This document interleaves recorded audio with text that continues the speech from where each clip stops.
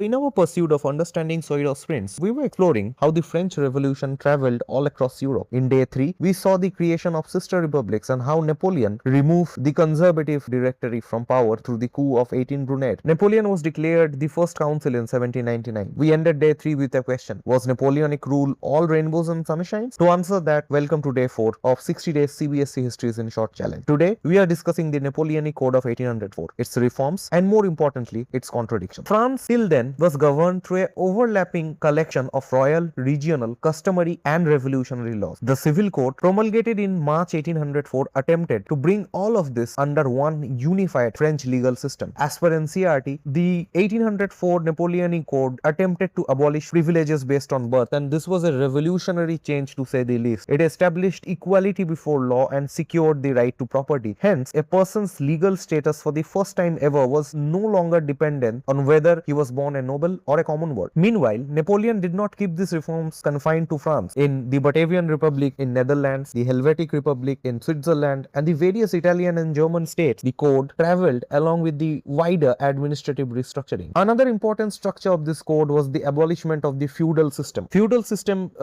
in order to understand feudal system, you can loosely understand it as the French equivalent of the zamindari system that existed in India. So the feudal system was abolished, and the peasants, they were freed from the serfdom of their manners. On the other hand, equality before law did not mean equality for everyone, and administrative efficiency did not mean political freedom. Under Napoleonic rule, suffrage remained limited. Now, what does this sentence mean? Suffrage remained limited. It means that when women were placed under the legal authority of their fathers and their husbands, hence not considered equal citizens. The court protected property and civil equality, but it did not provide equal political or family rights to women. 2 years before the code, Napoleon's government had also restored slavery in French colonies, reminding us that his supposedly universal idea of equality had very clear boundaries. Meanwhile, in conquered European territories, the initial enthusiasm for French rule soon turned to hostility. French army that had entered Europe as liberators were now increasingly being viewed as occupiers. Hence, Napoleon's code was not merely propaganda. Its reforms were real. It made administration more rational, protected property, and weakened feudal privilege, but it did not provide democracy, ensure women's equality, or freedom from imperial domination. Napoleon preserved these parts of the revolution while strengthening the state and the economy, while weakening the part which made citizens politically sovereign. So was Napoleon a child of the French Revolution, or its biggest betrayer? The correct answer is both. अगर history one-sided होता तो अपना syllabus छोटा होता. Join us for day 3.